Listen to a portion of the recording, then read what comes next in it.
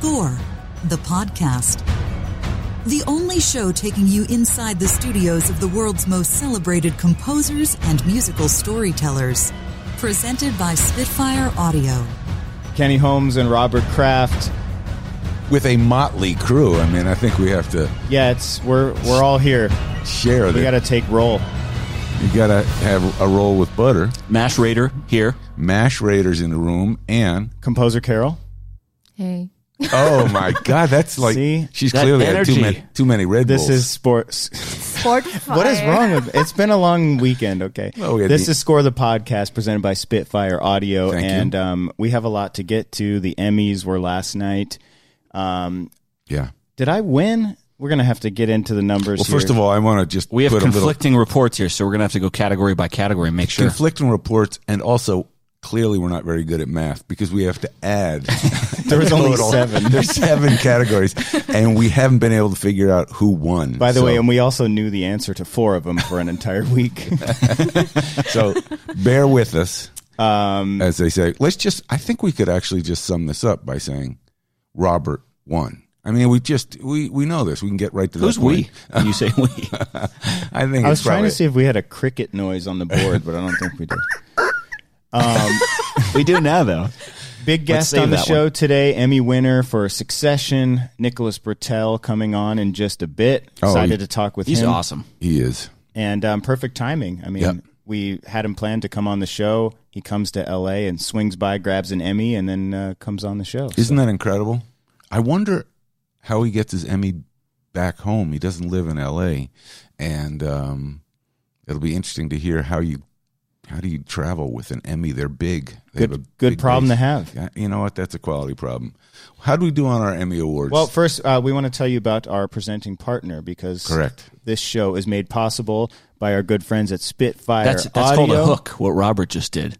Oh, yeah. The audience is sticking around now. A deep tease. Stick around. He's not the news producer, but well done on that, Robert. I like that. If you're a composer listening, you probably already know about Spitfire, but Spitfire makes sample libraries to elevate your music, different types of instruments to make your library grow, and you can, I mean, Carol, you use all kinds of Spitfire instruments. I know that. Yeah, I do. It's so great. A lot of composers are all using these for mock-ups first of all, or sometimes for the final thing. And they're recorded at Air Studios, one of the great studios in the world, not only in London, because that's where it is. It's just a beautiful church that George Martin, who produced the Beatles, converted into a world-class studio. That's where Spitfire creates a lot of their music. I know that they have relationships with Hans Zimmer, and I think they use the Bernard Herrmann library. Bernard Herrmann, who scored all the Hitchcock films. They sample and create libraries with his music. And their latest big project, the BBC Symphony Orchestra package, which comes out in October 24th. Yeah, that's going to be really cool. So a lot to look forward to with Spitfire, and they're always coming out with new things. And they don't have sales very often, but for our listeners, we have an exclusive offer. Use the promo code SCORE, and you can save a third of the price. And some of these packages, they're jam-packed, and they can be pricey. So saving a third off. Yeah, you can jam with them. You can jam with them, certainly. Go to SpitfireAudio.com. Use the promo code SCORE. 33.33% off that retail price. That's just what we do. We're trying to help the composer community out. Correct. And you can save just because you're listening to our show and our BS sometimes. We're happy to have Mash Schrader back on the show this week so we can discuss where's the audience? The outcome. Everybody. Hey. Oh, there. Thank you. So let's get to the numbers. The big surprise of the night at the Emmys, which is kind of weird to say it was a surprise because every other year it was an obvious win, but Game of Thrones won the big prize of the night. And I got these outraged tweets from Mash Schrader. Nobody liked the end of Game of Thrones. Such a huge buildup that they botched it. They ruined it. And then they got to go up there in front of all their fellow writers and say, thank you so much. We did such a good job. The big surprise of the night, the real overthrow at the Emmys was Fleabag. Yeah. I think that, Veep. They had a great night. They won 3 or 4 different Emmys. Yep. Phoebe, who is Fleabag, taking home Best Actress. She wrote and maybe Best Comedy. And, in her spare time after winning for Fleabag, she is the writer of Killing Eve. And so she just triumphed last night and surprised everyone. And that's a show that I don't think is coming back. I think that's it. That's it. Yeah, just two seasons. 2 and done. Yep. I loved the line from Bill Hader when he was introing the limited series. He's like, limited series or canceled series. Oh, nice. He's like, nobody wants to see season 2 of Chernobyl. Kenny, you were actually at the Emmys, covering the Emmys on the purple carpet. What was up with the purple carpet? That's a great question. I overheard one of the big wigs of the Academy saying that it just worked with the Fox color scheme, and it was a switch up. I don't know that there was any sort of cause or anything. It did look weird, though, when we first walked in. It was like... Robert, any insight from your Fox peeps? Definitely. Purple carpet, I can now reveal, is a tribute to Prince. And I think that... Well, there you have it. Oh, there it is. That's a first on Score the Podcast. We get our scoops, our Fox scoops from Robert, who That's it. Still has... you have a nameplate up in the top floor of the building there? It's actually the they say Robert Kraft presents the Fox Studios lot. I don't know if you've driven on recently, but my name is above the entire... I don't think this is true, but... Well... If anyone can get proof of this and send a in picture. My Kenny, imagination. do you talk to anybody interesting either before or after they won their awards last night? Or Sunday night? I think my favorite moment was we talked to Henry Winkler, who's always like the nicest guy in the world. And this was before, and he said that if he doesn't win, it's fine because he wants to share the love. And it's really cool because he won his first Emmy last year. But he said that he keeps his Emmy right by the front door. So anytime a package gets delivered, he can thank the driver and his Emmy and like start an Emmy speech again. He's like, I just want to thank you so much. And he guides the eyes of the driver award over to his Emmy. So he's great. He's great. And we got to talk to a lot of people. Got to talk to some of the Queer Eye guys, which are hilarious. And I spoke with Lorne Michaels after he won another Emmy. Oh. Saw Kyle Mooney and Beck Bennett, who I'm a big fan of, the actors on SNL. It was fun. It's exhausting though. People think like, oh, how cool, but it's hot. It's so hot, and you're wedged into a group of people, and you just kind of have to throw elbows and do we have a kind of a sad violin melody we can play at this point? It's fun. It's fun to be there, but sorry it's enough also, for Kenny. It is tiring, I will say. Yeah. So if that's why I can't even speak today, I'm just flubbing all over the place. You know what? We are Flub the Podcast is our new sequel. But I was stoked to see Jerome Jarrell. Yes. For When They See Us. Oh, he's great. Good. Corey Really Wise. good. Corey Wise. His That episode, the last episode 4. Genius. That was just incredible. And I'm just pleased that show got acknowledged because they were unfortunately in a category up against Chernobyl. Yeah. And how cool was that moment when he won and everyone stood and just like there were tears in everyone's eyes and they were clapping. There was a lot of excitement for him. A lot of emotion. And he was pumped. And also Billy Porter. That was exciting for Amazing. Pose. So it was a fun night. The show was a little awkward, if at best. The actual show, the non-hosting, they need to get a host. Yeah, I actually am available next year, so it's something I'd like to just put out there. News. We picked 7 categories. Good. We've already been through. We should be able to do the math easily on this, but we're just going to go through real quick through all of these. Main title theme music. Kenny and Robert both picked Succession, which won. Yay. Carol and I both screwed that one up. Okay. We lose. Oh, look at you with the buzzer. Okay, so I'm just keeping count here. 1. I have Kenny enough with the soundboard. I have enough fingers. Go ahead. Okay. All right. Music in limited series. Everybody but Robert. Okay. You're going to keep just that one finger up. Right. Everyone but Robert got points for Chernobyl. For Hilder. And music in series. Only Carol got it. Nice. Well done, Carol, with Ramin. Ramin. So are we keeping track of the scores here?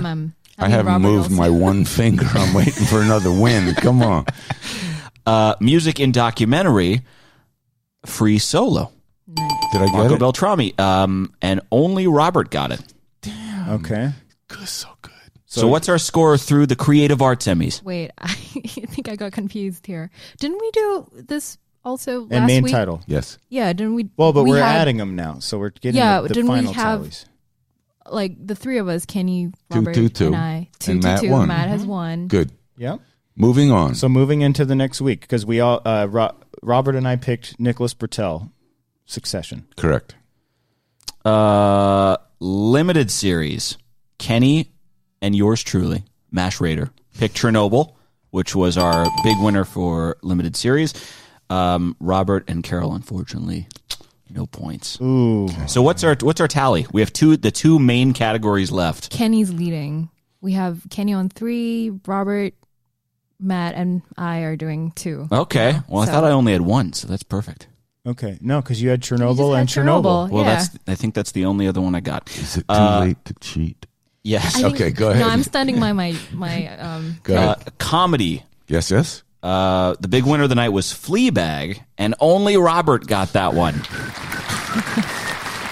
that that was- pulls Robert up to 3 points. That was a big Yes. upset. Big upset. That was Veeps to win. Yeah. So here's the deal. Dramas. The best drama went to Game of Thrones, Yes, which yes. nobody one picked. Nobody picked. So we end in a unsatisfying tie Between Kenny and between Robert. Kenny and Robert. right on. Fight. We need an extra category for something. I vote for. Well, it's too late. It's got to carry on to the Oscars or something now. Oh, darn. I was going to say. I mean, if we go to last year, I'm still winning by a half. Oh, that's nice. Rumor has it that this could be settled in maybe our finale episode of Name That Score. Okay. I'll take my 3 points into the final episode of Name That Score. And our category. Not in this episode, but coming soon. Coming soon. Wow. Worth waiting for. Awesome. Do we have Nick Britell?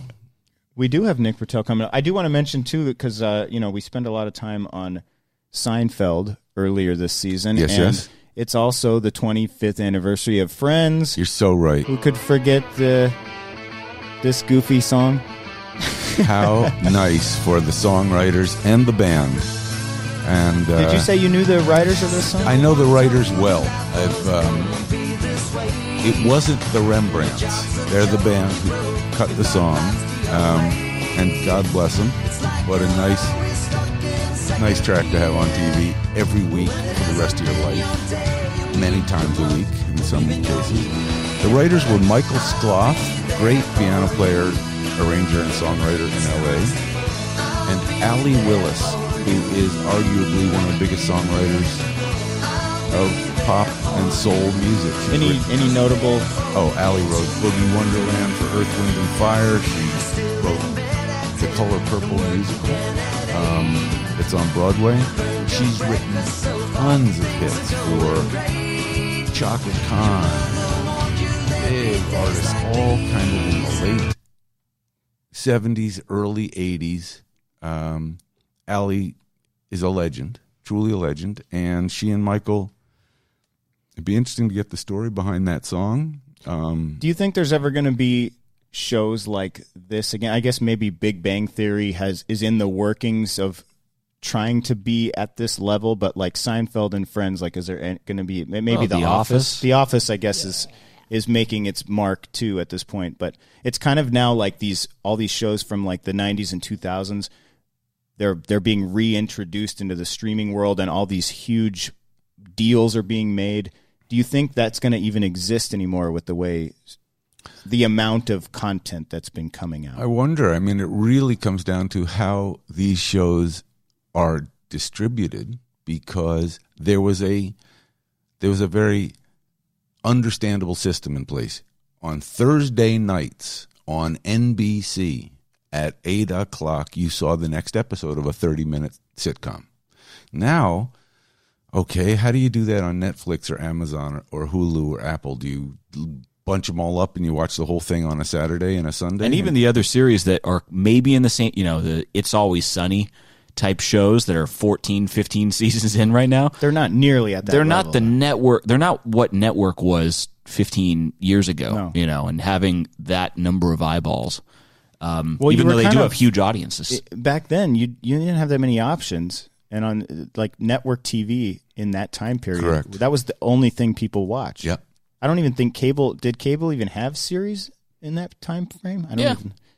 Nothing notable though. I mean, like USA, there was like Murder, She Wrote, and probably the biggest stuff like that. But the biggest thing that showed up was in '84, the Fox network came with Married with Children, and that was suddenly there were 4 venues. There was no cable of note. CNN, cable news network sort of showed up. Ted Turner, but it's just such a different landscape now. Yeah, comedy's different, and TV shows are films now.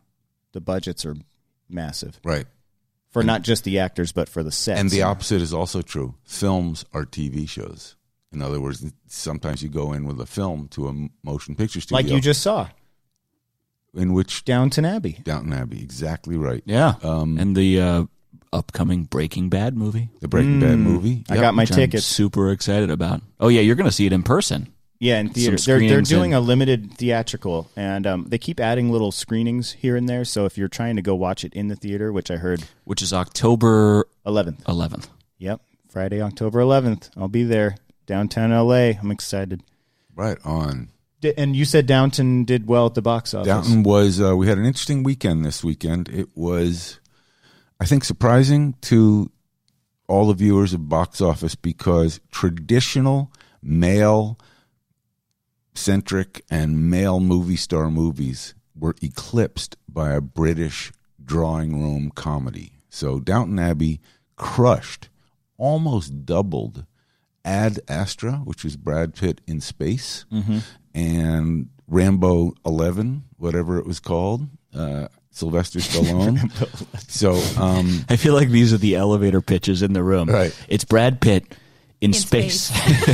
Do you know what? I think that's probably doing that. I've heard that's actually a good movie, Ad Astra. It is, and I can't think of one executive in Hollywood, maybe with a few exceptions, that you wouldn't be in an elevator, say, I got Brad Pitt in space, and say, right. When can you start? I mean, that's just, you figure, that's a movie star, you can figure out that picture. Rambo, not entirely sure what they're doing there unless there's a secret Rambo audience that will see anything. Clearly, it's not as big as they anticipated because Downton Abbey, which was wonderful. I mean, that's the best adjective I can think of. It is a wonderful movie. Will people who haven't seen the series understand what's going on? I actually talked to somebody after the movie yesterday, quite accidentally, who had seen it and said they loved the movie.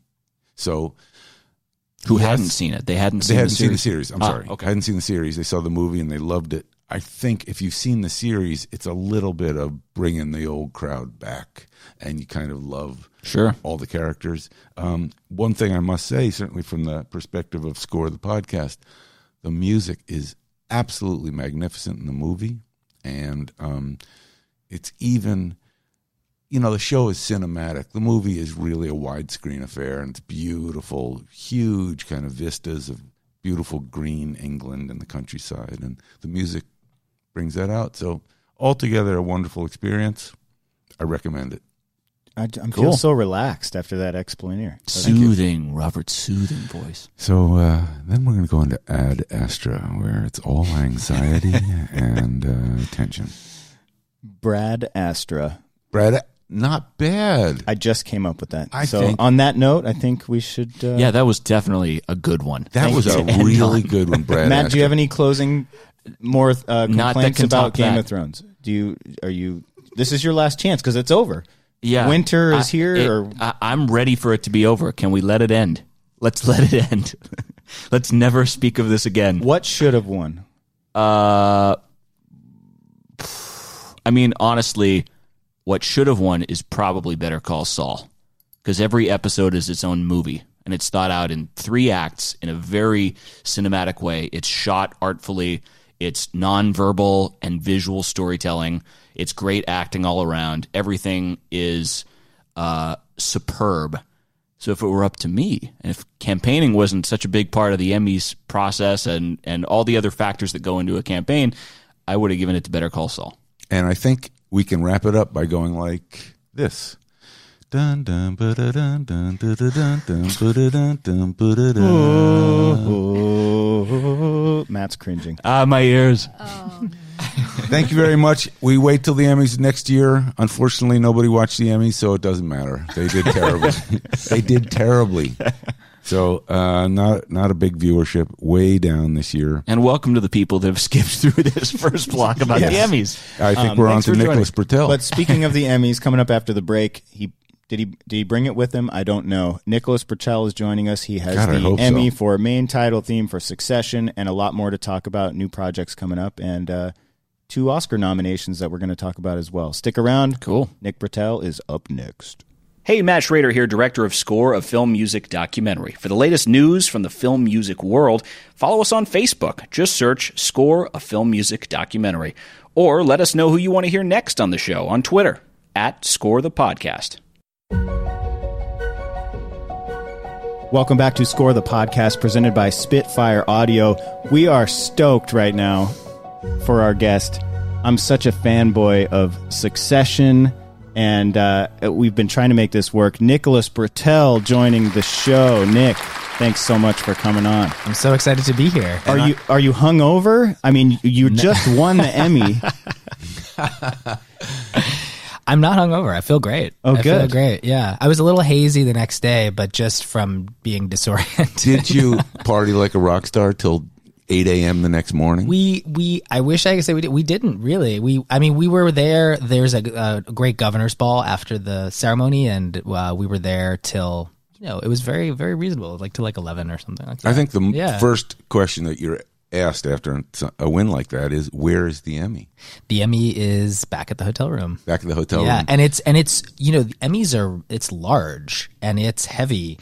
And when we have to go back to New York, and they give you like this huge traveling box, which is carry on, or do you have to tag it and stow it? I need to explore that this week. You got to walk through security with that thing. I think it has to be carried. There's no way you check that. I think so. I have to. Then you get the cool pat down where they're like, "Hey, pull that out. What is that?" It's sharp, by the way. It's sharp. There's very pointy parts on the. Nicholas Britell was arrested at LAX. It's dangerous. No, you're holding. It's like, watch out where you point. A TSA agent. I would say that carrying your Emmy from Los Angeles to New York is the definition of a quality problem.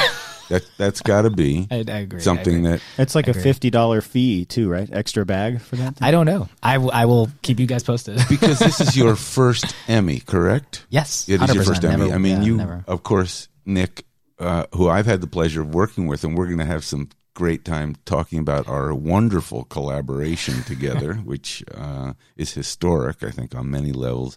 But you also, of course, nominated for Moonlight and Beale Street, both with Barry Jenkins, who I believe you're about to start a TV series with, correct? We have started, yep. Oh, you've started it. Yep.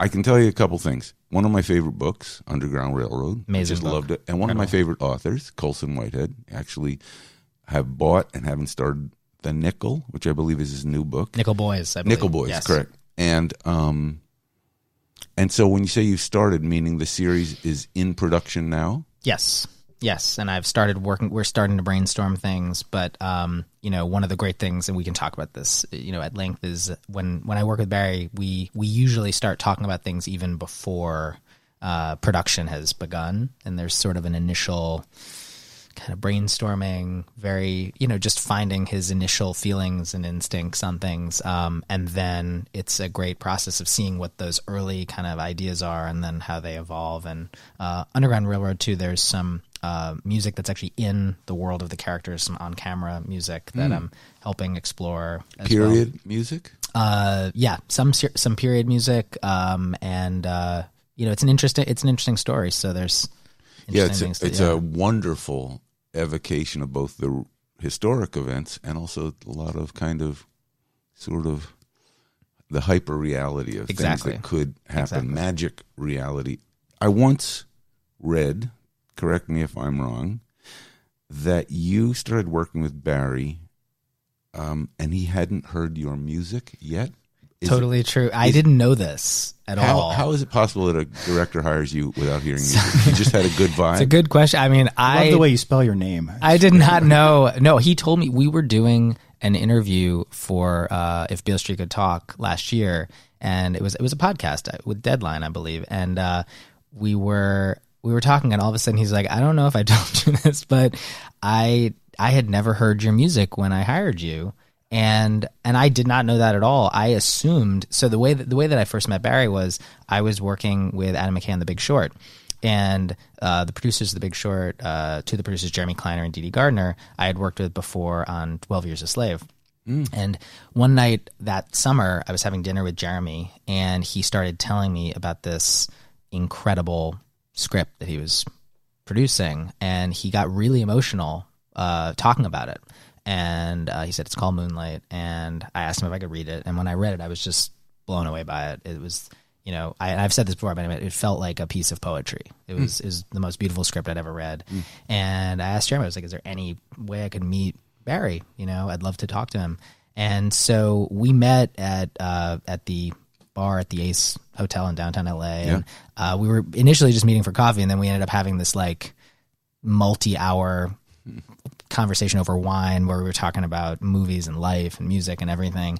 And it was from that initial conversation that we just, you know, we just started exploring these ideas together, and that was how we started working together. And so the whole time, you know, then we worked together on Moonlight, and then, you know, I was lucky enough to, you know, they asked me back to work on Beale Street. The whole time I'd always assumed that before that early meeting that Jeremy might have sent some of my music or anything, you know. And Barry just said that he liked talking to me that first day. That's incredible. And I was like, that, you know, and I honestly, I don't even know who to thank my lucky stars, I guess, that was Isn't that possible. like half the battle, though, is having that connection? Because I feel like even if he loved your music, if he didn't get along with you, that's a worse problem. I think that was his, you know, and 100% agree with that. It's because the process of film music, especially, is so collaborative. I mean, I really believe there's no way to do it without that kind of a close collaboration, because that's actually what the job is. You know, it's not, let me watch this interesting project. Let me see what you're working on, and then let me go off and bring you things. You know, that's not what this is. Yeah. I mean, I think that, you know, it's possible to do it that way. I can't conceive of doing it that way, just because it just feels like the key is about this connection, not just with the work, but with the people who have made this work, you know, and understanding what they are hoping for and what they're hoping to feel. Because I think that it's a very intangible kind of thing that happens, and it's through these conversations where it's actually a very intimate process where, you know, you're sitting with somebody, they come and they're sitting on your couch, and, you know, you're asking questions like, you know, really deep questions of not just like, what do you feel, but what is the deep underlying emotion that we are seeking here, those kinds of questions. And so without that, I think you're right, without that kind of rapport, it would be very difficult, I think, to get to those places. I think I just understood something about film scoring, hearing you say that, which you'd think I would have, maybe I realized it before, but for the kind of films particularly that you've worked on, it sounds almost obvious, but you have to go through that process of collaboration and intimacy because you are the musical voice for the director and for the story, and you have to really, to have it be accurate and first class, you need to have every granular detail about their emotions, the emotions in the story. It may be slightly different for some kind of programmed movies that are action movies that it's really, you need to hit the beats. But in the movies that you've been doing, you're inside these characters, and I realized you have to understand what Barry wants to express and do it for him. Absolutely. Because he can't compose the music. And he loves music. I mean, that's the thing. I think a great starting point for this kind of a relationship is if the director loves music, you're already ready for a successful partnership. I think the only tricky times really come when someone maybe subconsciously doesn't really love music or doesn't really love how music and movies work together. That's where it gets difficult, because then I think there are other almost like more existential questions that arise from the type of work that you're trying to make, which can be important too, because again, it goes back to the question of what does the director want? That's really what it is. And so, for example, like, you know, I don't want to write a score for a film that the director doesn't love. You know, it's not about me. it's not something that I'm saying, oh, this is, I think this is right, we have to do that. It's much more like, what do you really want? And how can I then take that and believe in it from my own, sensibility, but it's really about tailoring it to their wavelength. That's what it is. It's not, if we couldn't figure that out, then I wouldn't want to do it. Listen up, aspiring composers. Yeah, well, that's the number one thing. But it's about them being happy, Yeah. I think you can share with the perspiring composers who are listening what happens. Maybe this has happened to you before, when what the director wants is wrong. And I say that because it takes either a great amount of internal dialogue on your part to say, maybe it isn't wrong. Maybe it's just my expectation for that is different. Or you have that really strong feeling that either what you'd written is exactly what it needs, or leaving something out there where he wants music. Have you developed chops for dealing with those dissonances? Are you a good salesman? Well, I think the key, at the end of the day, it really is about the film that the director wants to make. It has to be. Yeah. And it's not, I didn't make the movie, and we really are in service of the director and the producers and the creative team. So I think, the most important thing to do is, if you do believe in an idea, you should express that, and you should you can keep presenting that idea. Yeah. There are times where, because I think the key thing that I think about a lot is, I don't actually want to have to convince somebody to put it. I never want to win an argument and get a piece of music in a movie. Oof. I never, because that's who wins there. Nobody wins, then I've somehow you don't want to push something through. You want it to be something that they actually want, because then it resonates with their vision for the project. And so the last thing you want is to actually try to push through things. So you've never thrown down, had a hissy fit and said, dude, I'm right, you're wrong. Whether you but here's the thing, there could be, but here's the, ultimately it's an aesthetic question. It's this question of I could think that there's something so beautiful for a particular place, but maybe then I'm actually looking at the film through the wrong lens, and there are a lot of times I would flip it and say there are actually a lot of times where I've written something that I thought was really beautiful, and then the director said, that's not how I see this at all, and they've been completely right, and by being fluid with that, you wind up in a much better place, and then each project you're sort of learning as you go. That's wonderful. I don't want to be, I think we do this because we want to be excited by the next project. We want to learn on the project.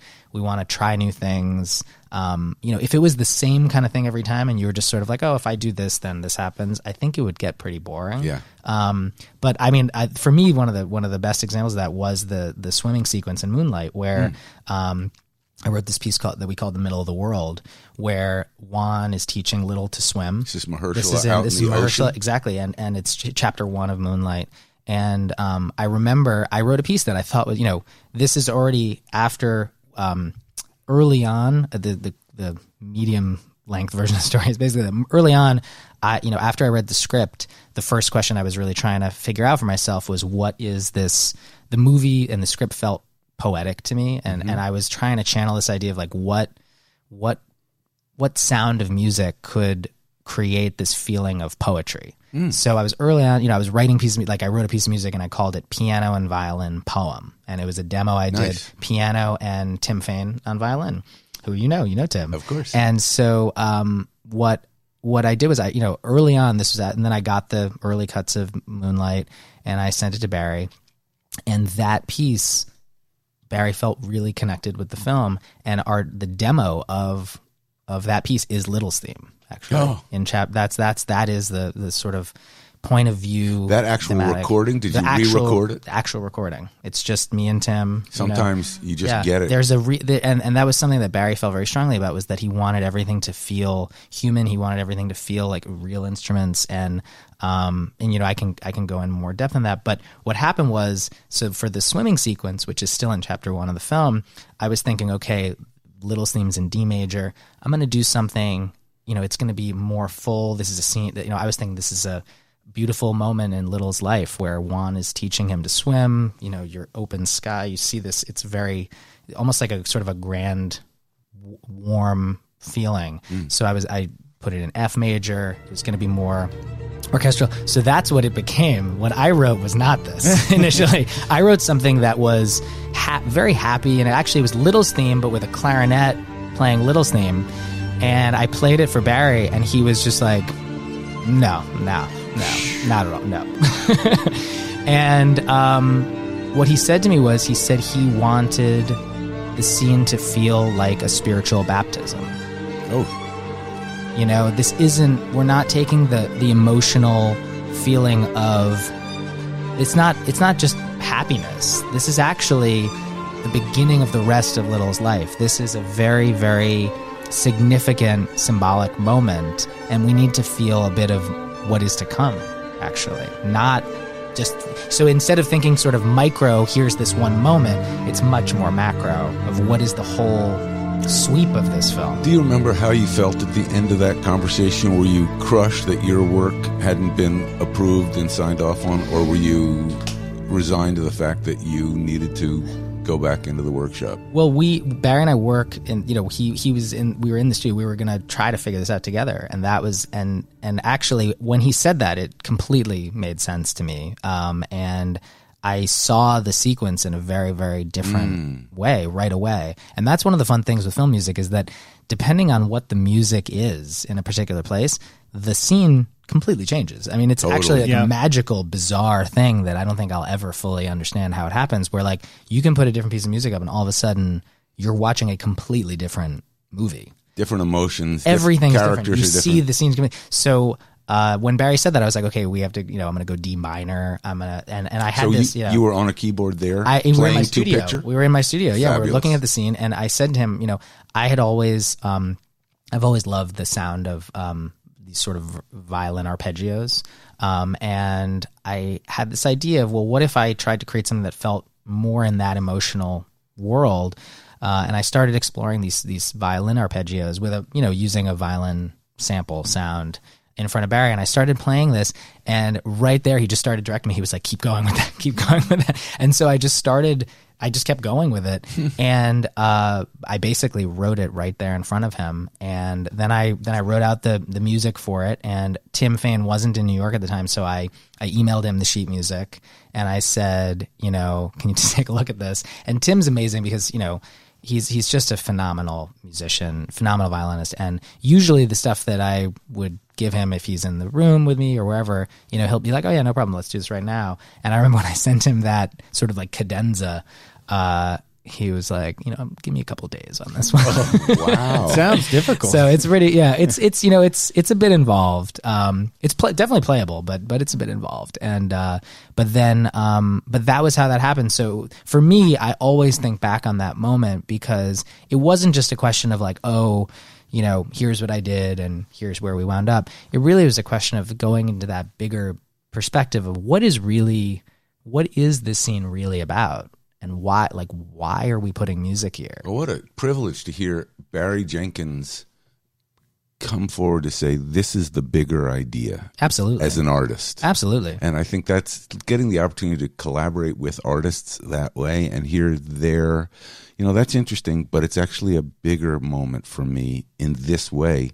It's inspiring. It's got to be one of the great joys of the gig. It's the whole thing. I mean, I think being able to have that feeling of discovery, where you're in the room together with a director and you figure something out and you find something, and I've loved those opportunities with Barry, because we know what that feeling is, and every time we're working, we know it's there and we know it's possible, and we don't stop until we find that. So like on Beale Street, the same kind of thing happened with the score elements that focused on the sense of injustice in the story. I had written, Barry's first thing that he said to me was about he thought that the movie could have this sound of brass and horns. Mm-hmm. That was the first thing he said. He didn't say anything more than that. It was just this sort of world of brass and horns. And so I started exploring that with trumpets and flugelhorns and French horns, and, you know, trying some different things out. And the world that was created from that initially was more of the world of love, because the movie really focuses on love and in all its forms. But there was this sense of very clear and overt injustice, obviously, in the film and in the story. And in those sequences that focused on that, in some of the places there actually wasn't score when we were, at least when we were first mapping it out. It was almost a question of like, what is the sound of that, and how do you do that justice to that injustice, emotionally and musically? And so, for example, there's a sequence where the character Daniel is talking to Fonny and telling him about his experience in prison. And when I first saw the scene, it's just an incredible scene. And there was a Miles Davis, Blue and Green is playing on the record player. Fantastic. And when we first watched it, I remember saying to Barry, I was like, "Are we thinking, should we put something here?" And Barry was like, "We got Miles. Like, it's hard to argue with Miles here, And I always would agree with that. Yeah. But however, that was one of those moments where for some reason, in the back of my mind, I was like, I think there could be something to do. So we focused on other parts of the film. And I remember there was a week, I think it was like April of last year, where we were in the studio together, in my studio in New York. And I just kept coming back to it. I was like, I think there's something we could do here. Like, can we just try something?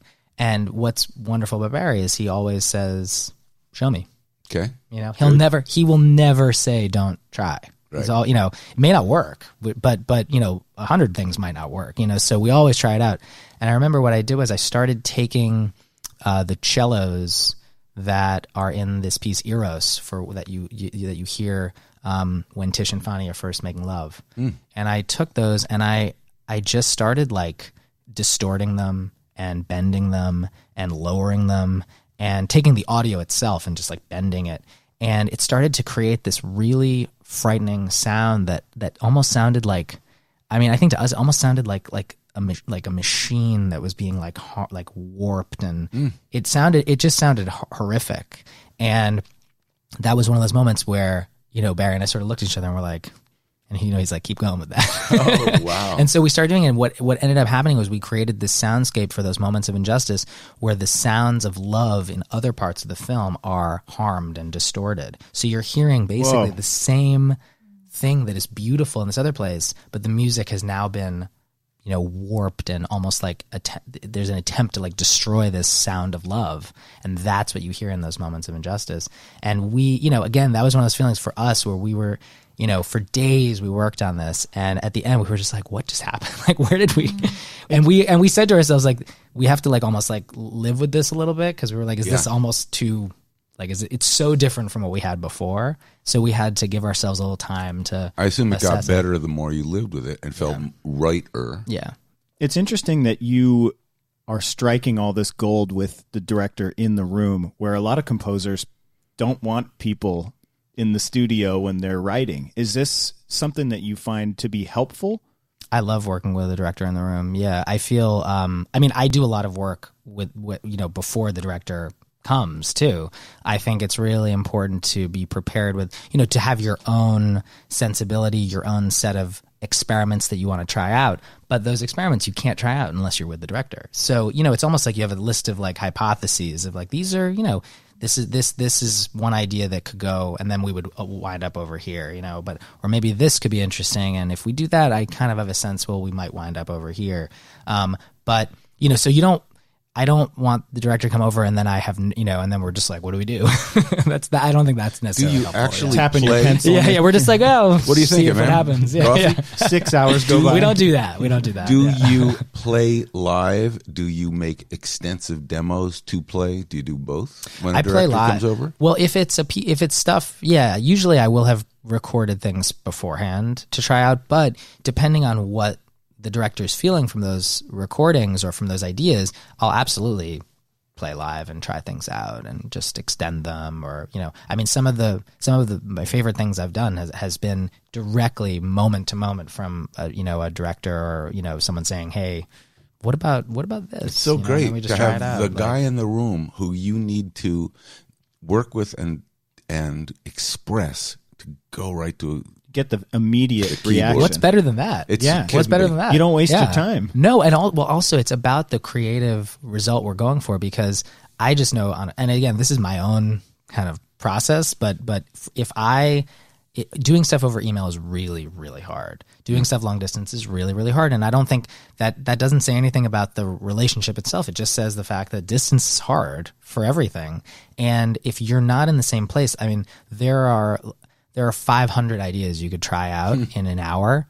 And those 500 ideas, to try those out over email, would take you 50 years. Oh yeah, I'll check it in 30 minutes. Like you would never even begin to get through them. Yeah. And I felt that most strongly. I remember really the first time I'd ever had that kind of a iterative process up close was on The Big Short.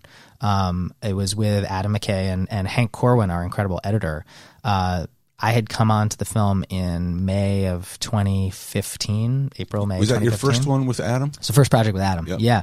And such a good movie. Oh, thank you. Adam is amazing. You know, he's amazing. He's brilliant. He's he's the funniest person I've ever met, for sure. You know, and I remember one of the first conversations we had. You know, I was going to come out to LA and meet everybody.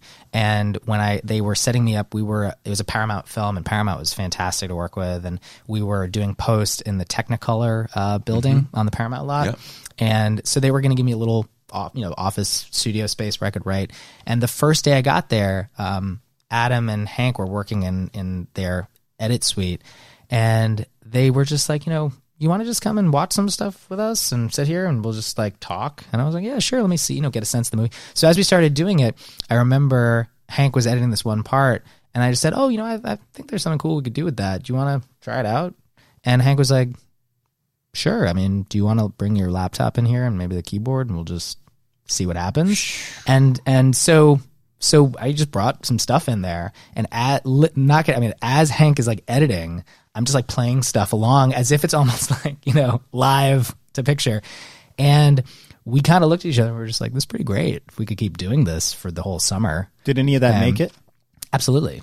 And did you absolutely? Oh yeah. Did you move your keyboard in? I ended up I was basically in both places, and whenever there was a particular moment, they would just say, hey, Nick, can you come in here?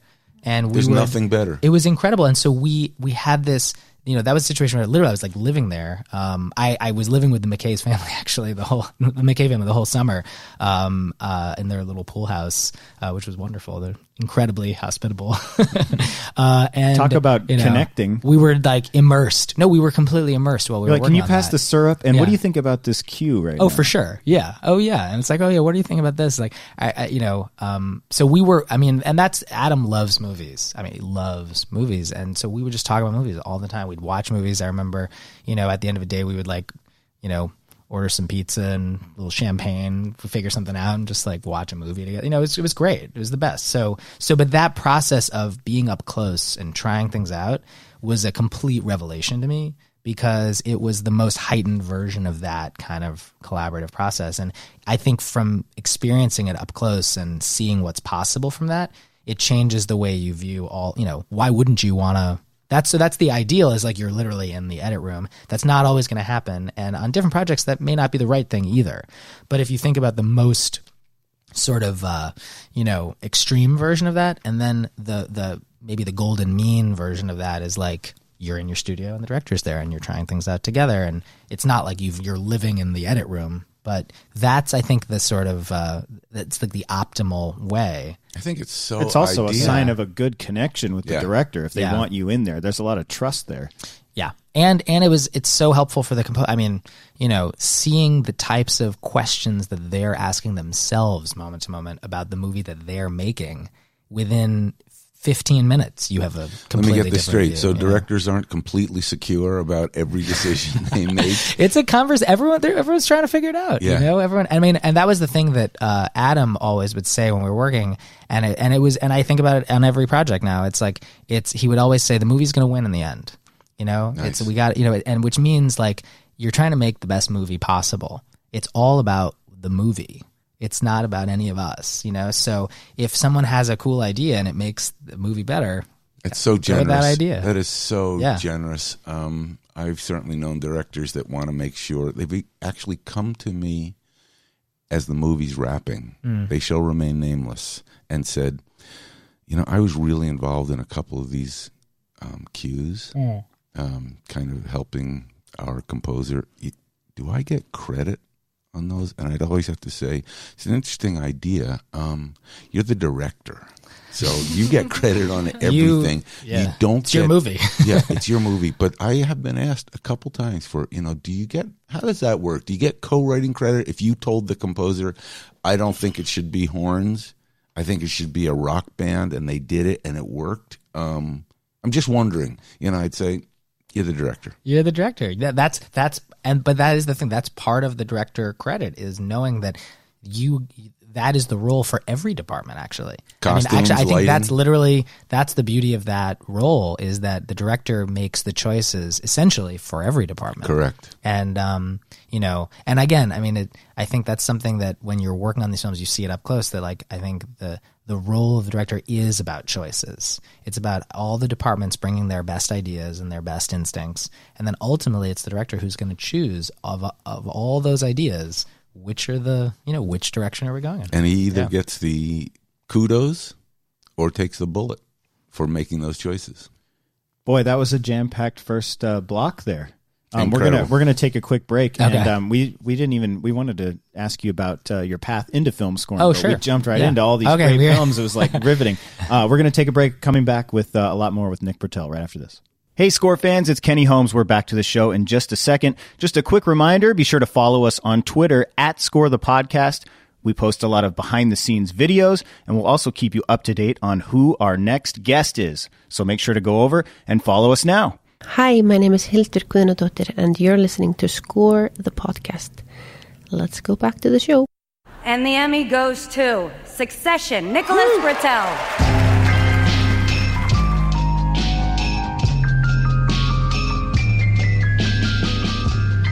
Welcome back to Score the Podcast, presented by Spitfire Audio. The Emmy-winning cut right here with the now Emmy-winning composer, Nicholas Britell. Thank you. I listened to this with Kenny a couple days ago, and I said, I don't know why it gives me a little stomach ache to hear this, because the emotions in the series and the emotions that you express right here, it's somewhere between tragic. It hits a moment of tragedy and of kind of melancholy for me. It might just be the way I'm hearing the music. For sure. And there's so much packed into this theme. It's a lot there. It's kind of regal and rich, but then it's also street with the beat, and you kind of see the dad and the kids and the drugs and the drama. The tennis. There's a moment where they're rich. And of course, as you know, having worked at a studio that was run by a family, I see this whole series in a very particular way. I need to ask you a couple questions about the music we're listening to. Sure. First of all, this is for composers who will understand this word. It doesn't feel quantized in the beginning. It feels very human and live. And I thought, which means to those of us who are musical, we're so used to right now hearing very perfect iterations of music. The drums are on time, the bass and the piano. Or how about the 3 piano hits instead of 2? That's my favorite part. Cling, cling, cling. It's like I was trying to do that, and actually that was there's a whole process of kind of doing this sort of thing, but I was trying to think of it as almost like if a DJ was playing that in a club there, you'd have that kind of a loop where you'd actually bring it back and then come back. I think that's what's fascinating about the theme is it feels instantly a little unsettled. That's what I got from the very first time I heard it. I thought, wow, Nick decided a couple things. First of all, he decided that the piano feels almost kind of like a guy's playing it. It's not a very up and down synthesized. The rhythm track feels like there's kind of shaker or tambourine. There's sleigh bells. There's a whole range. So it's not what I expected for Succession, which would be a really slick. These guys are kind of slick in helicopters and mansions. It felt kind of melancholy and weird. The other amazing thing is to hear that cue and that tune come back in different the variations, orchestrations. I realized. So you found a piece of music that, of all the choices for the theme, you decided to go with the one that starts with drums and piano and rhythm. But I also hear the theme in very different treatments.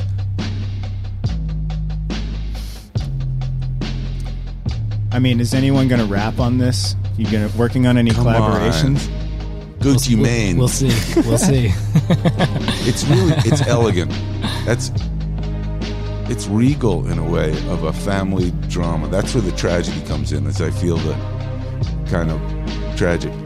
Can you, just for a fan and the fan in me, what day did you write Succession theme? What had you read or seen or thought about? Yeah, did it come right to you? Or talked about that made you think, oh, I know what this is? Well, it's interesting. This is actually a variety like that. So this main title theme track was, as a totality, it was the last thing I did on season 1. Yeah, it's like writing the big single just as the records come out. I couldn't have written that before scoring the So you scored the show. So basically, I had an early idea. Yeah, so I worked on the pilot. No, so it was even longer than that. I worked on the pilot. And again, that was one of the wonderful things. I had worked with Adam already. He told me about Succession. He told me he was directing the pilot.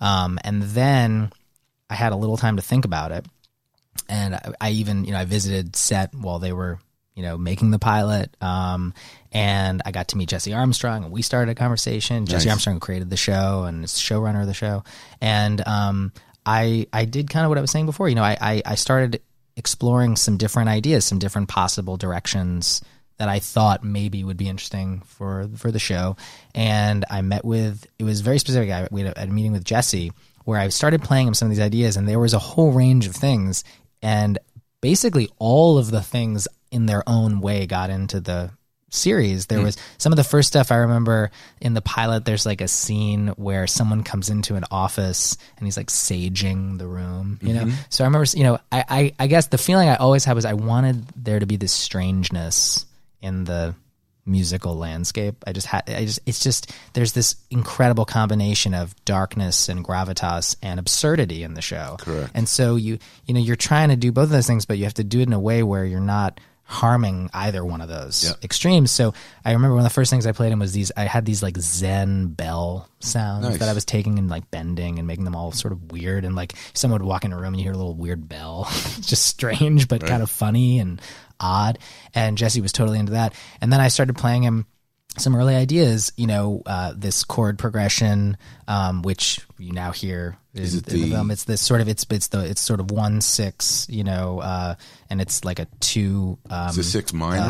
It's a half diminished. Half diminished. Is the and then there's a suspension 5 to the 5 and then back to the 1, and so that kind of a progression and some of these early piano sounds and this idea of these beats. I started playing him some beats with this stuff, and he was into this kind of stew of ideas. And I remember the first thing that we really explored together, I took some of those ideas and then I started playing with string sounds with some of those chords, and you never exactly know this alchemy of how these things happen, but I remember I started playing those chords with strings, and immediately it just felt like specific to the series somehow. It felt like this dark string sound and very low, a lot of low end. That was something that was very important.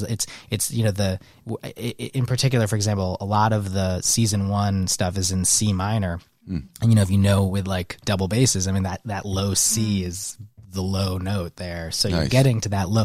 You're in a key that the normal tonic bass note is the lowest you can basically go, Otherwise you'd be basically going up. Kind of like the Roy family. They go there's a low end, Yeah. And I'm a massive hip hop fan, and that low end, the sound, and interestingly on Moonlight, that's a whole other kind of conversation, but one of the things that we had explored was this idea of chopping and screwing the music I was writing, using that style of Southern hip hop where I took my own recordings and slowed them. And can you explain for our audience what chopping and screwing is? Because it's something you've referred to and used in your scores. So chopping and screwing is it's a style of hip hop. One of the great pioneers, DJ Screw, if you take a recording and you basically slow it down, the pitch goes down, and when the pitch goes down, you get this deepened, enriched soundscape, It's just everything is sort of widened and richer.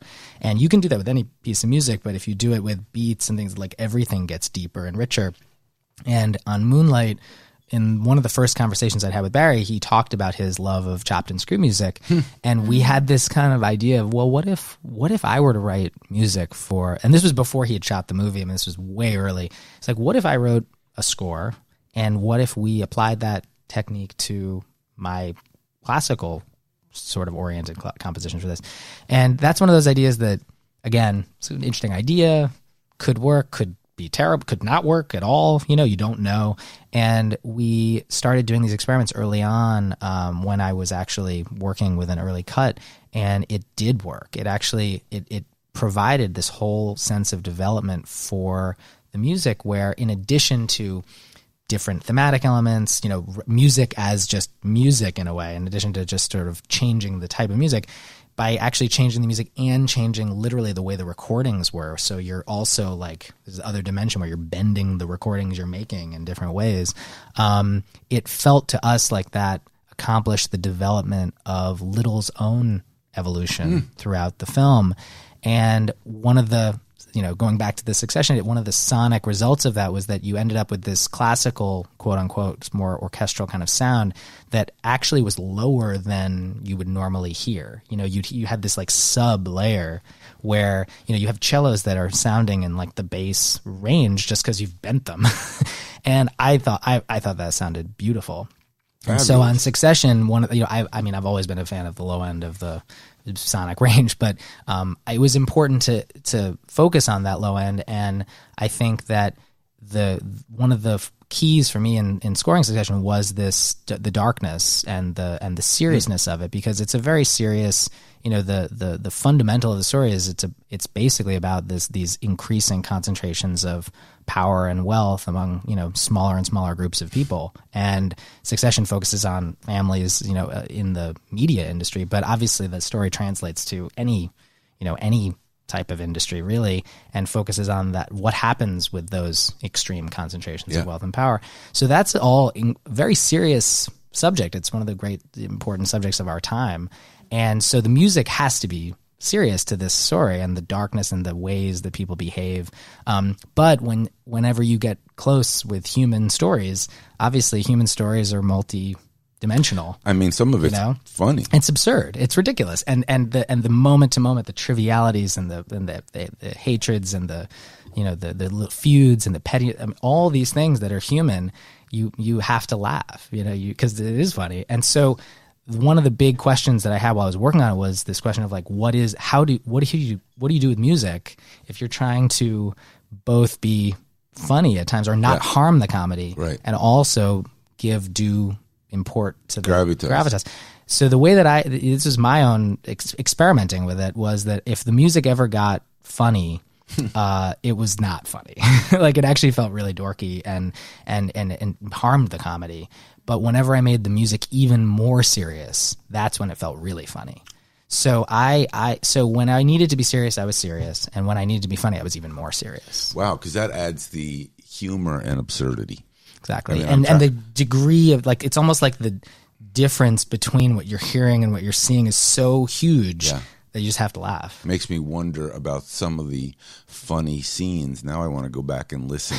Are they scored? I don't know why the one music serious comes up is where, anything with Greg, basically. It's anything with Greg. I was just thinking of one. Well, the Greg actually, there's like a hip hop track of mine that plays when you see Greg at times, and it's not always with him, but the piece is this track Power that's on the soundtrack, and it's this instrumental hip hop track that, I think the counterpoint of hearing that with Greg, it's just so makes badass, me and laugh. he's such a goofball. And he's like, shredding these dogs. He has no idea what he's doing. So those are, there's that. But to go back to the story of the theme track. So I had those initial ideas. Then from that meeting with Jesse, I started exploring this dark, classical oriented harmonic soundscape, and what I found interesting with that too was that like, it was very specific. Like there's a sound to that era.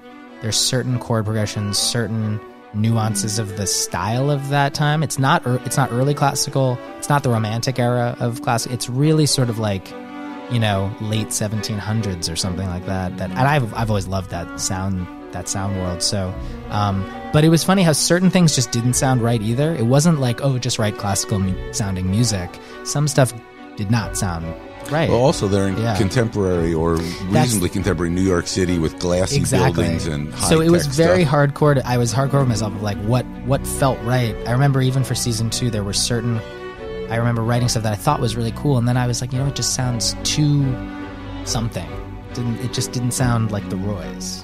Was there a cue in the pilot that sounded like the theme, and somebody said, this could be our theme? Well, actually, we temped the pilot with me. I was involved early on. That was one of the things that Adam did. Was he said, he brought me on before they had shot it. And one of the nice things was I actually wrote while we were doing. The way it usually works with pilots is, you work on the pilot and you get it pretty far along, and then the studio will decide, do they want this to go to series, and then once that decision happens, you'll then go and you'll actually finish the show and probably go do production on the rest of the episodes. But even on the pilot that we did, we fleshed the ideas out really fully. I mean, some of the pieces that are in the finished season 1 were done just me and Adam trying out ideas. There's a culmination piece in the end of the pilot episode that builds. That's I don't think that exact version is on the soundtrack. It's a piano version of one of the pieces that's on the soundtrack. But that was something that I did with Adam, actually, again, just in the studio with Adam. I was trying stuff out, and I felt it was those chords, but taken in a more sweeping kind of way and a more building kind of a way. And so the to cut to the chase of this, it's that after I finished scoring the whole 10 episodes of season 1, I had left this 90-second opening blank just because everyone was into the theme idea. Everyone was into the piano, the sort of, and I can talk about how I made those things, but the actual track itself didn't exist, and I didn't know which, I had an idea for the A section, which I thought was going to be this idea, this piano, this sort of winding piano idea. But the B section, I wasn't exactly sure. There was one theme idea I thought, but I didn't know how it would sound. I actually was playing with piano, but it didn't feel right. I didn't want it to be piano, and then you have a B section with piano, and then that didn't feel right. So it was. I think it took the full scope of the season 1 before I had the sense of like, let me synthesize this together, and then I did it actually pretty quickly. It just sort of came together. But that's so backwards of what I thought the story was going to be, because it seems like you created the main title and then all of these variations came off of that, but it's so completely backwards from what I thought. The chord progression, so all the individual elements of that existed in sort of different ways. So the chord progression became very featured. Some of that winding piano was its own thing, and then I did variations on that. The 808s and the beats was so all those elements existed in their own ways, but they weren't all in one kind of place yet. The fabulous culmination of it is you won the Emmy for Best Main Title.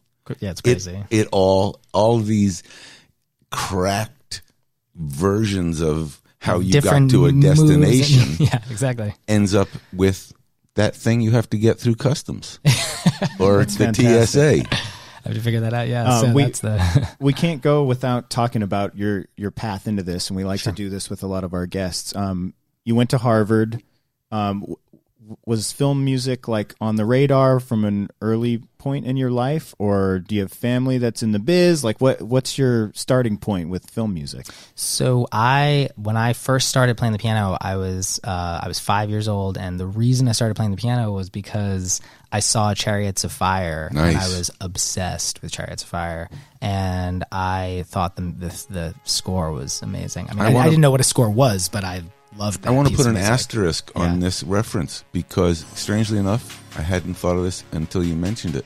The Succession theme, which is kind of a contemporary rhythm track with a piano over it, not entirely far conceptually, musically very different from the Chariots of Fire. That's interesting. Theme, there's like a piano and a beat and a rhythm. And so it got under your DNA somehow of Vangelis is a genius. I mean, that's the so music, rare the music not enough that people give him props. Oh my God, he's a genius. That the sound worlds that he created, and the thing too is I feel I've always loved melodic ideas. You know, I think it's one of the hardest things to distill, maybe. But there are certain composers through history, you know, whether you're talking about a Paul McCartney or a Schubert, who have this insight, and he does. You know, Vangelis had that ability to coalesce ideas into both a rhythmic and melodic kind of place. But it's beautiful. There had to be a distance, because we have to get to the fact that you ended up, even though you heard Vangelis and knew you were musical, I can't remember exactly, but I know that you became an expert in currency, which might have been a diversion from your path. Well, I'll tell you the quick story was basically I asked my mom for piano lessons after I heard the Chariots of Fire score and started learning piano, and I really seriously considered being a concert pianist. That was my whole childhood, was playing the piano, and I gave my first public concert when I was 10, so I was like very in that zone, and I love playing the piano and I love classical music. I went to Juilliard for the pre-college division while I was in high school. Where'd you grow up? Grew up in Manhattan. Oh, and wow. then Okay. we moved to Westport, Connecticut when I was 13, and so we were there. Did you commute? I would commute on Saturdays and then sometimes during the week for lessons as well, but it's a Saturday program at Juilliard. And I met, I met so many of my closest friends to this day and people I still work with. And I actually met my wife through Juilliard pre-college as well. Lovely. A cellist. Caitlin Sullivan, an amazing cellist. And we met actually at the Aspen Music Festival right after pre-college graduation. I mean, the question would be, why didn't you go to Juilliard? I thought about that. I think I was, like anyone, I guess, to some extent, when you're in high school, you don't know how the world works really. And I had a lot of different interests. I always loved music. But I don't think I had a sense of exactly how I would explore music for myself. I loved movies and, the funny thing is in hindsight, like honing in on the things that you deeply love that just feel so connected to you in some way. Those are the things maybe we should all be doing. But that's only in hindsight. I mean, at the time I was like, of course I love film music, but how do you even do that? What do you do? And when I went to Harvard, I actually had a really hard freshman year. I couldn't figure out what to do with myself.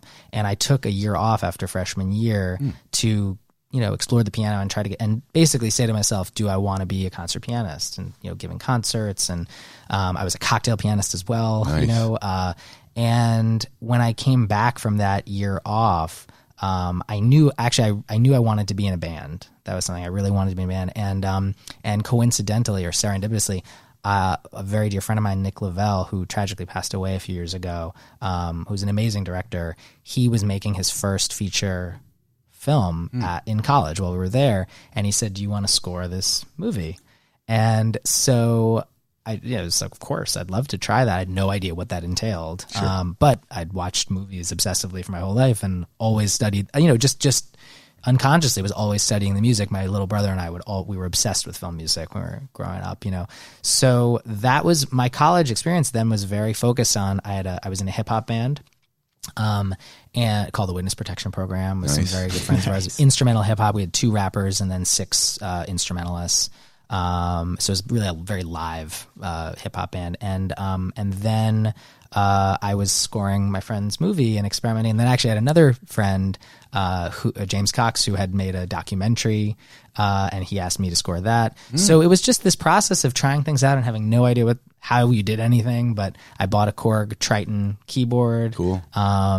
And I still use that as my controller in my studio to this day. I love that keyboard. And I just, I would use the sequencer, and I had no Pro Tools, nothing. I would just use the sequencer, and I ended up writing like a 3-hour orchestra score that was all, synthesized basically for this movie.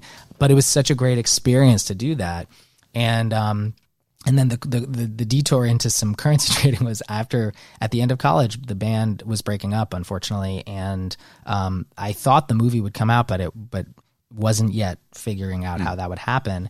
And I actually got hired by someone who I wanted to live in New York, and I had a very good friend who worked in finance, and he introduced me to someone who himself was a composer who said, you seem like we could, seem halfway, smart, and we could figure something out. He literally said, we'll figure something out for you to do. I mean, and I thought for like 6 months, I'll sort of, have this cool job. And then I was like, oh, but this movie's going to come out, and, we'll figure that out. It'd be great. So wait, what kind of job was this? I started trading currencies, and I learned all about how you do that. And I would, travel and do research. And I mean, it was very interesting. It was a great education, but the more that I worked in New York, the more I wanted to do music full time. And actually I got to a place where I was very unhappy because I wasn't focused on what I loved. And I was scoring friends' short films, I was playing the piano a lot. I would give concerts, for people. And I did a lot of, I would basically do anything. I mean, I wrote like telephone hold music. I would do anything. So your job allowed you to live in Manhattan. Yes. But you hated doing it over time, but it was basically putting you in position for all this other musical work. So it was kind of a double-edged sword. Exactly. So I was saving my money. I bought a piano, I had always wanted to have a Steinway. So I bought a Steinway, and I was building a studio, but it was harder and harder, I think, just on a personal level there was a greater divergence between what I wanted to do and what I was able to do during the day. And so I quit my job, and I just started coming out to LA and, just trying to have coffee with people and say, hey, if anyone's looking for any music for anything, and I did a lot of short films. I loved working on short films. I had some very dear friends who were themselves directors or producers who were working and trying to themselves, build their careers in Hollywood. And early on, it's really through just the support and friendships of people who believe in you, who say, let's try this out. So a very dear friend of mine, Adam Leon, directed a movie called Give Me the Loot, and he that was really the first indie feature that I scored, that went through the festival circuit. And those opportunities where you do that, and then you get to see how the industry really works. You get to going to the festivals. I think was always such a fantastic experience, because you meet other people, you meet more of the community of people who are all trying to figure this out together. We're all just trying to figure this out. There's no right way to do this, no one way. And then, things go from one thing to another, but that was it was definitely a circuitous path. And I feel more connected to what I do now than I ever have in my life. And that's the thing I think that I feel when I'm composing, which is there's something about if you love music, writing music and writing something that you feel, and then that other people can then share that feeling, is a very special experience. And ironically, I was the beneficiary of your currency knowledge, because Nick and I had the opportunity to work on a picture overseas together. It's true. And I think I was going to change some dollars I remember at like a, either an airport exchange place, Cambio, whatever. And Nick said very sagely, don't do that. You're walking up to the counter like, right. Right. I'm gonna get this. I'm gonna give you $200. Let me have some euros. They're like, here's $3, sir. Right. And right. I think, if I'm not mistaken, and now of course this shows how my retention is, I think one of your suggestions was that it's actually better to go to a cash machine with a Visa card. Yeah, you get a much better exchange rate if you do it from an ATM than if you do Score the podcast. I was going to say. Yeah. This is there's additional commissions that they take out from the I love that you scored a movie called yeah. Gimme the Loot. That was my first indie feature. Give me the yeah. And that we've gotten in the Nick Britell episode to, how when you go overseas. Yeah. Yeah. We're going to get you on next season. We'll do a whole financial advisor. Sure, yeah. I think we'd be remiss before we finish up without sharing the fact that I had the great privilege of hiring Nick to do the interstitial music on a, God bless him, slightly bizarre motion picture that to this day, I'm not sure has ever been released, which can happen. And it was because I was looking at 12 Years a Slave, which you said you had worked on, and I wondered who did the period music that was really interesting, and I mentioned it to someone who said, I know Nick Britell. You guys should meet. And Nick, something you referred to earlier today, said that period, because the movie we worked on took place during the reign of, correct me if I'm wrong, it was one of the Louis, the 16th? 14th, thank you. I was close. That might be why the movie didn't work. I thought it was the 16th the whole time. It was Louis the 14th. And Nick said, I know that period cold, and I know what kind of instruments they would play. And the girl in the movie is a cellist. And Nick says cellos weren't invented, but they played a. There were cellos, but there would have been different kinds of. We actually tell me, did we find one? We ended up creating an instrument for it. I remember we made an instrument, of course. This is all the effort that goes into a movie that nobody ever knows about. We created it, but I think, with all due respect to the filmmakers, the great joy of that project was we got to spend some real quality time at Versailles in France. They put us up at a beautiful hotel. We had to shoot between 6 p.m. and dawn because the tourists came every day at 6:30 a.m. and we had a masterful hang. I loved hanging with you, Robert. It was incredible. It was incredible. Those are really some of the most memorable experiences. I mean, it was a blast. We got to jam together a little bit. Did we? I have a great photo of you sitting at a harp inside of Versailles. I think it was a prop. I think it was a beautiful harp. Yeah, I love that. I'll Please send you that. I'll send you that. We'll picture. post that on. It's a great picture. And I think the really memorable photo from this, which I thought would be kind of fun to send to the producer who had hired me, and then I hired you. While we were shooting at 6, we're now at 3 a.m. in the morning. We're shooting music scenes, and it's just crazy. We're in Versailles in the Hall of Mirrors, and it's a movie crew in there, and we're shooting these scenes. And I, long time between takes. And so I kind of sneak down a hallway while they're getting ready for the next take. And I found Louis XIV's bedroom, which was in Versailles. It was down a hallway and down this other hallway, and it was roped off for the tourists. You could go a certain distance into the room, but there were red ropes. I thought, it's 3 a.m. Take Nobody's a nap? Here. You napped on Louis XIV's I got into Louis bed? XIV's I can't bed, believe this. and I took a selfie. I can't believe this. You have that photo? Not only did I have the photo, That's contraband. I thought it'd be a good idea to send it to the producer, saying, "Hey, man, probably not. This is," and he, I would say, flipped out. We'd be arrested in France. That's like there's extradition papers being dropped. The one question though, yes, did you make the bed? I did make the bed. I left it a little crumpled. In fact, today, if you go to Versailles and look at Louis XIV, this is sacrilege. You see the indent. And they're like, that's where Louis last rested. That's it. There's a photo of Robert Kraft. But I also thought, Louis XIV was a guy, this is more information that no one needs, who was infamous for, he had a lot of women housed in Versailles. Oh, boy. In the East Wing, so that when the sun came up, oh my God, the Sun King, who Louis XIV was, they would see the sun when they pulled their curtains open and be reminded of him. And I thought, I'm going to lie in this bed, get some energy, take a selfie. Hey, man, you and me, Louis XIV, we're bonding over 400 years. The producer didn't see it that way for some reason. He thought you're going to get this movie shut down and kicked out. You're forever going to be known as Robert the 14th now. I like that. The Sun King, sort of. Anyhow, what a great project that was. I think that's a great way to close this episode out. Nick Britell in the house telling us so much. You left your lonely Emmy. She's all by herself at the hotel room. We want to let back you get back to her. At the hotel room. I have to figure out how to bring it back. Yeah, I think, boy, would be be great is to post a photo of you with a TSA agent. Actually, yeah, if I figure out this process, yes. Are you back to New York soon? I'm working here a bit this week, and then I'm back next week. Right on. Awesome. Yeah. Well, I know we've been trying to get you on the show, and it couldn't have happened at a more perfect time because you just won the freaking Emmy. Crazy. Yeah.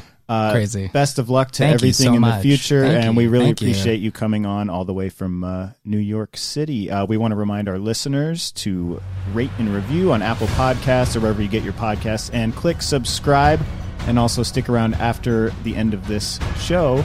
We're going to play you a demo cue from Spitfire so you can hear how to elevate your music. Robert. And I just have to say, as Nick always says to me, respect. Respect. RESPECT. Nick Britell, thanks so much. We will see you next week. Thanks for having me here.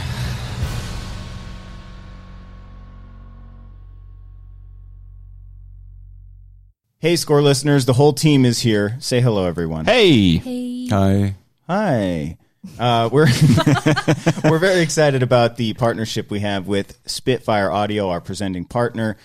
So many of the composer guests we have on love the products, and we were able to share this promo code with you to save a third off Score if you use that in the checkout. And they give us a cue every week to play you, so you can hear some of the examples of the different types of instruments that you can get in the different packages. And this is music they've produced with these packages that they have available. Yeah. And they have the different packages. There's the Albion 1. There's now the BBC Symphony that's coming out at the end of October. So a lot of different things to choose from, and use our promo code SCORE to save a third off. How much, Robert? 33 1/3%. That's a lot. That's like 3 times tax or more, depending on where you live. That's a lot. That's a big savings. So check out this cue.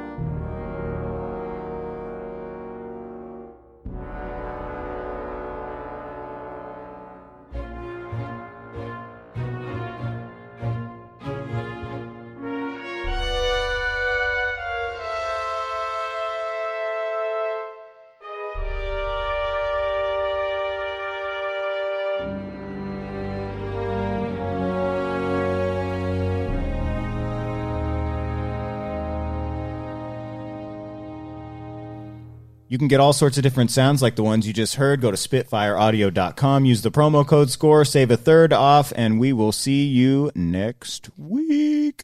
Next week. Can't wait. See ya.